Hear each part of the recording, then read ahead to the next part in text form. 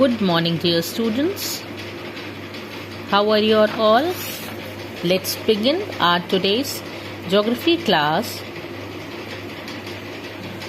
In yesterday's class, we have discussed about the topmost layer of the earth, which is lithosphere.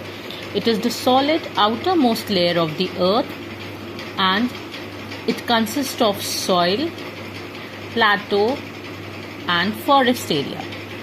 We have also get mineral from this topmost layer of the earth, which is known as lithosphere. Now coming to the next layer of the earth, which is known as hydrosphere. As the name itself suggests, that hydrosphere means the water bodies. The water which forms about 3/4 of our earth constitute the hydrosphere. So our earth is covered 3/4 with water bodies. Water is found in three forms, and water which is found in our earth, it is found in three different forms.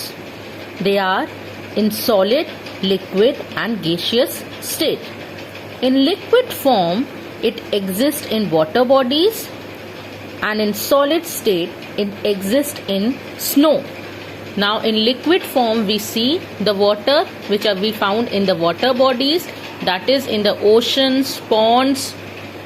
Then in solid form, we see them in the form of snow-capped mountains we see. So in the form of snow, in solid form, we see them on the mountain tops and even on the glaciers or ice sheets, or in the form of ice sheets.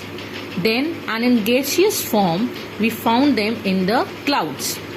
The three different forms in which we see the water is in solid form, we found them on the mountains. In liquid form, we found them in the water bodies, and in gaseous form, we found them in the atmosphere itself and in the form of water vapor. Water sustains all forms of life. So water is very important and it sustains all forms of life and has a strong influence on the climate. Just because of this different forms in water, it gives great impact on the climate also. Because of this only, our climate keeps on changing, our environment keeps on changing. So underline the important lines. The first lines which I have underlined, you also underline it. Water which forms about 3/4 of our earth constitutes the hydrosphere.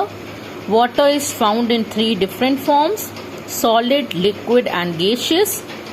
In liquid form, it exists in water bodies, and in solid on snow, mountain tops and glaciers, and in gaseous form, it is found in clouds and water vapor. I hope this hydrosphere is clear to you. Now moving to the next layer of the earth is atmosphere. So you all know that our earth is covered by, or it is surrounded by, a thin layer that is known as atmosphere, which always protects us from all the harmful ultraviolet rays. So coming to atmosphere, the blanket of air surrounding the earth is known as atmosphere. Underline this definition and learn it. So what is atmosphere? The blanket of air surrounding the earth is known as atmosphere. The gravitational force of the earth holds the atmosphere around us, and there is a gravitational force around us which is holding the atmosphere. Air is a mixture of gases. You all know in air there are various kinds of gases found. So it is a mixture of gases, dust particles and water vapor. Let's move further now. Oxygen. The important gases that are found in the atmosphere are oxygen, carbon dioxide, nitrogen. Some important gases which we found in the atmosphere are oxygen, carbon dioxide and nitrogen.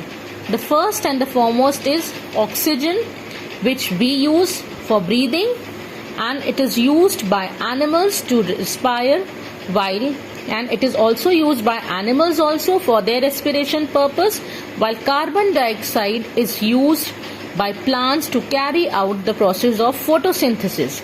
Now I hope you all know what is the process of photosynthesis.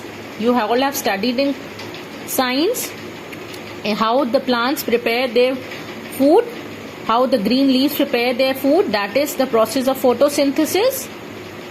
So carbon dioxide is used in the process of photosynthesis, and carbon dioxide absorbs the heat radiated by the earth and thereby keeps the planet warm. Now what happened? Carbon dioxide is absorbing the heat which is radiated by the earth. Now in our earth, some part is absorbed by our earth and some part is radiated away. Some part of the heat is absorbed and some is radiated away, and thus this keeps the planet warm. This is known as greenhouse effect. Next, nitrogen also helps in the growth of living organisms. Now nitrogen is there, another important gas which is present in the atmosphere, and it helps in growth of the living organism and maintaining the fertility of the soil. The fertility of the soil is maintained with the help of a nitrogen gas only. Then the layer of ozone gas in the atmosphere, there's a layer of gas which is present in the atmosphere, and that gas layer is known as ozone gas layer. That layer is present in the atmosphere and it protects us from all the harmful ultraviolet rays of the sun. The sun is providing us the ultraviolet rays, so this layer of atmosphere, because of this layer of atmosphere, we are being protected, which is taking only that much amount of heat which is required, which is good for our health, and rest it is radiating back. So this layer is protecting us from the harmful ultraviolet rays of the sun. I hope this much is clear to you. That's all for today.